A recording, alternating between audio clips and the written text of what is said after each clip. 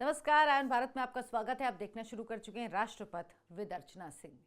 दिल्ली में अब जो कुछ हो रहा है, विधानसभा का सत्र चल रहा है, आज तीसरा दिन है, लेकिन जो कुछ हो रहा है उसको देखकर लग रहा है कि बीजेपी ने तय कर लिया है कि अरविंद केजरीवाल को, उनकी पार्टी को जवाब उन्हीं की भाषा में दिया जाएगा।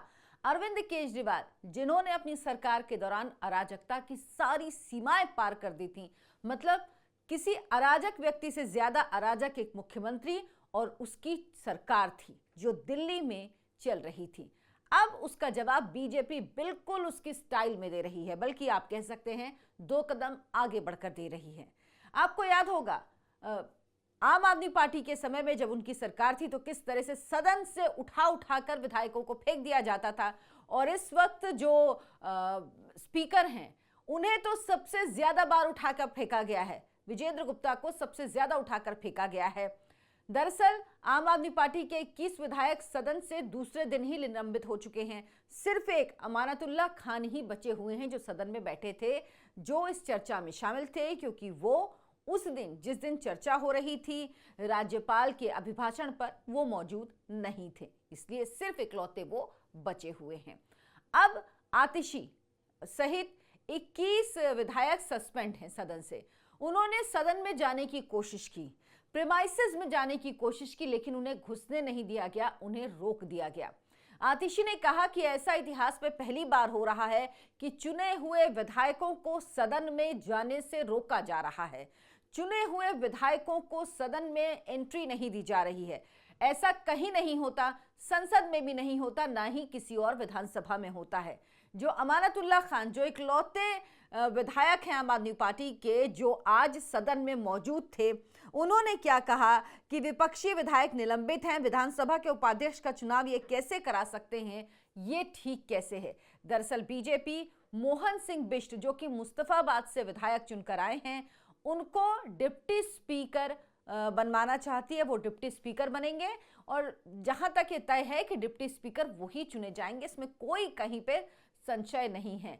लेकिन इस बात को लेकर मुद्दा बना रहे हैं, हालांकि उनकी तरफ से कोई ऐसा प्रस्ताव स्पीकर को पहले नहीं दिया गया, ऐसी कोई जानकारी सचिवालय को नहीं दी गई है कि अपने किसी व्यक्ति का नाम आम आदमी पार्टी डिप्टी स्पीकर के तौर पर भेजना चाहती है।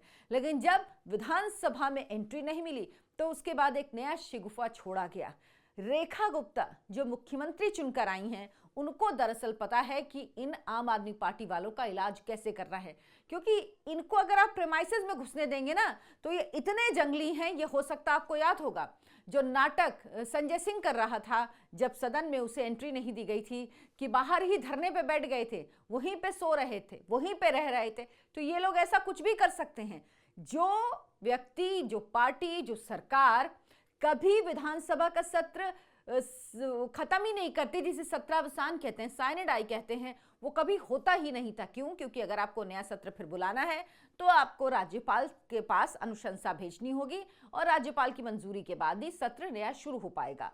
और अरविंद केजरीवाल को जब मर्जी होती थी तब नरेंद्र मोदी को गाली देने के लिए विधानसभा का सत्र बुला लेते थे, तो उनको आजादी चाहिए थी। इसीलिए सोचिए, 5 साल तक विधानसभा का सत्रावसान कभी हुआ ही नहीं। ऐसा इतिहास में आपको पूरे देश में एक भी उदाहरण नहीं मिलेगा, लेकिन अरविंद केजरीवाल और उनकी सरकार ऐसा ही काम करती थी। इन अराजकों को अब इन्हीं की भाषा में जवाब देने की तैयारी बीजेपी ने कर ली है, और इसीलिए तमाम कोशिशों के बावजूद विधानसभा परिसर तक में इन्हें नहीं घुसने दिया गया। पुलिस से आतिशी भिड़ी, खूब तू मैं हुई, लेकिन बाहर का रास्ता दिखा दिया गया। बीजेपी तय करके बैठी है कि इन अराजकों को अब इनकी जगह बता देनी है, क्योंकि ये अभी भी वही चिल्ला रहे हैं। ये कह रहे हैं कि हमें बाहर क्यों निकाला गया, हम चाहते थे कि स्पीकर ये आदेश दें कि जो फोटो लगी हुई थी मुख्यमंत्री के कार्यालय में, मुख्यमंत्री की कुर्सी के पीछे बाबा साहब भीमराव अंबेडकर की और भगत सिंह की, वो उसी जगह पे लगाई जाए। वो कमरे में दूसरी जगह क्यों लगाई गई है, आप तय करेंगे, आप तय करने वाले होते हैं। आपके स्पीकर ने क्या कभी किसी की बात सुनी?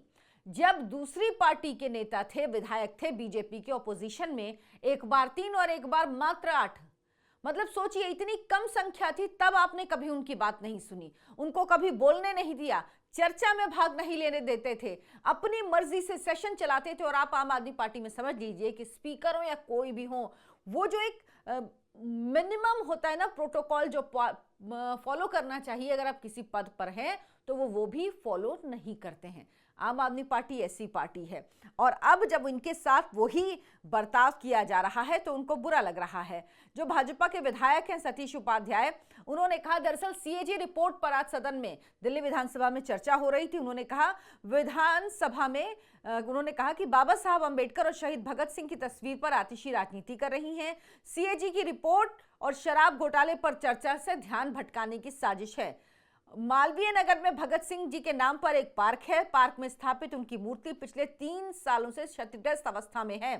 अरविंद केजरीवाल, आतिशी, उनकी पार्टी स्वतंत्रता सेनानियों का सम्मान करती तो इन मूर्तियों की मरम्मत करवाते, लेकिन उन्होंने इनका इस्तेमाल केवल राजनीति के लिए किया। कल हमने मूर्ति पर कपड़ा डलवाया, अगले 1 महीने में नई मूर्ति स्थापित करेंगे या मौजूदा मूर्ति को ही बहाल करेंगे।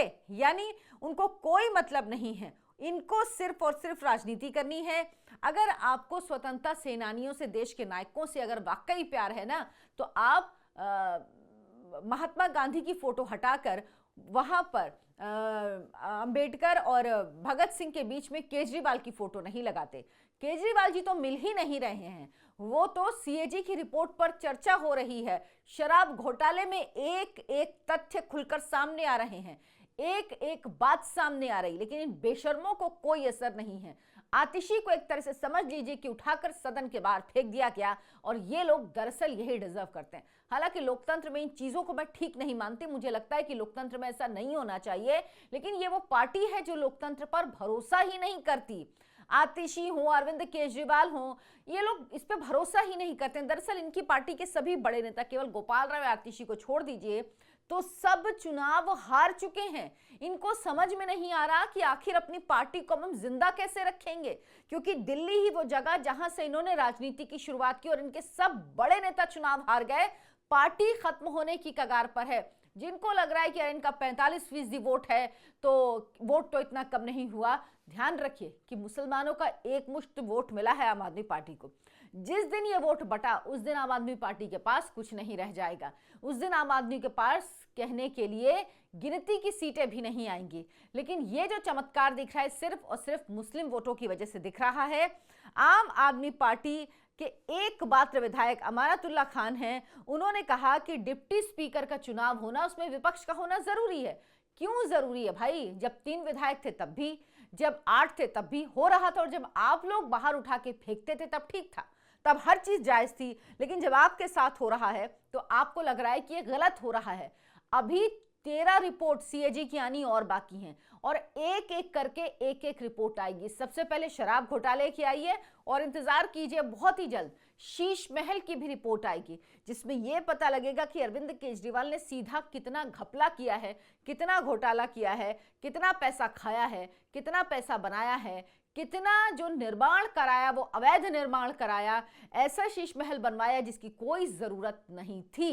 ये सारी पोल खुलने वाली हो, इसीलिए आतिशी बौखला गई हैं। अरविंद केजरीवाल जाहिर सी बात उनको डायरेक्ट करते हैं कि आतिशी को आखिर करना क्या है, और आतिशी वही करती हैं। अरविंद केजरीवाल ना खुद सामने आ रहे हैं, ना बोल रहे हैं, ना कुछ कह रहे हैं। वो बेचारे सदमे से निकल ही नहीं पा रहे। मैं तो इंतजार कर रही हूं कि शायद एक दिन ऐसा हो कि अरविंद केजरीवाल, अब होता है ना कि कुछ समय तक जब आप दुख में होते हो, जब आप शॉक्ड होते हो, क्योंकि भाई शौक लगेगा ही, जो इंसान ये सोचता हो कि हम दिल्ली के मालिक हैं, मोदी जी आपको अगला जन्म लेना पड़ेगा हमें दिल्ली से हटाने के लिए, अगर उसको दिल्ली के लोग विधायक भी ना चुने तो सदमा लगना जाहिर है, सदमा लगना सामान्य है।